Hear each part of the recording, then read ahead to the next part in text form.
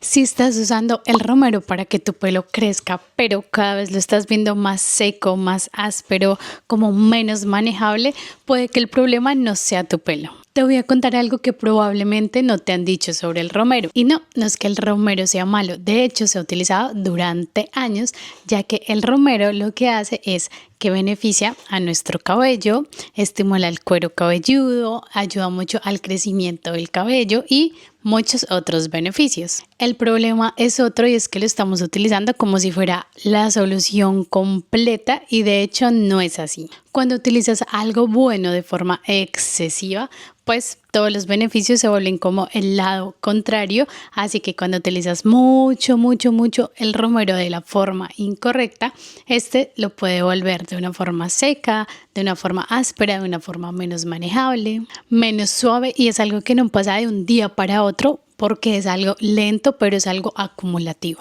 Y por eso casi nadie lo relaciona con el romero, así que este video no es para que dejes de utilizar el romero, sino por el contrario, para que utilices el romero de la forma correcta. Así que vamos con los 7 puntos. Yo soy Ingrid González y bienvenidos de nuevo a mi canal.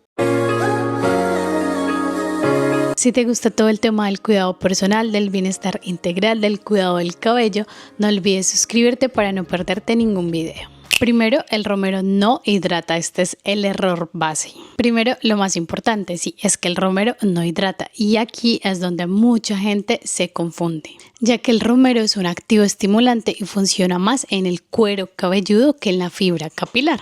¿Qué significa esto? Que el romero nos ayuda al crecimiento del cabello, más no es el milagroso, ni mejor dicho, en la suavidad, en la hidratación y en todas estas cosas. No es que su enfoque sea este.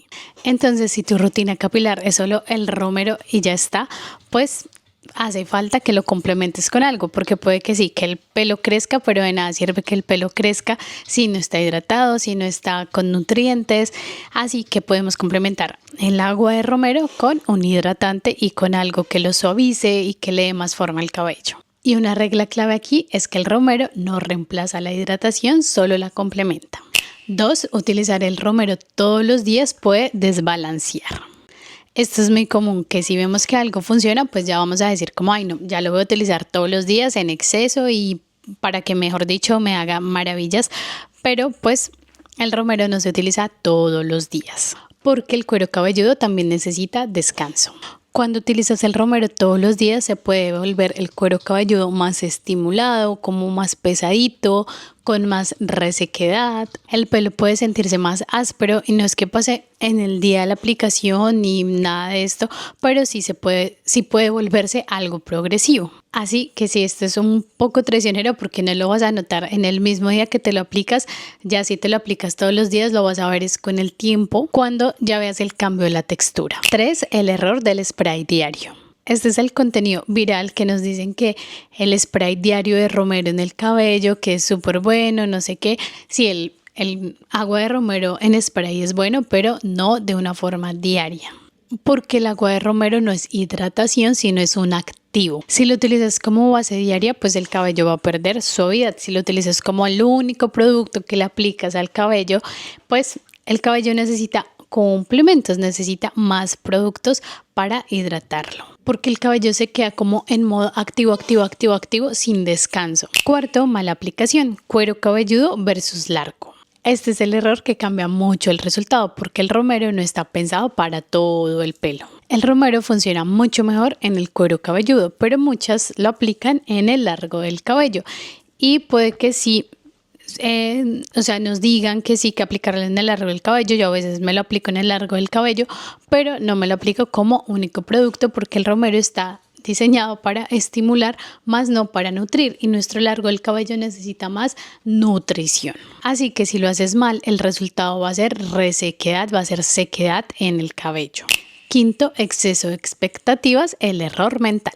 Este es importante porque no es algo técnico, sino es algo más mental, porque mucha gente tiene todas las expectativas puestas en el romero, que nos va a hacer crecer el cabello, que nos los va a hidratar, que mejor dicho le va a dar nutrientes, que le va a dar suavidad, le va a dar absolutamente todo lo que necesita el cabello, que el romero, mejor dicho, hace todo.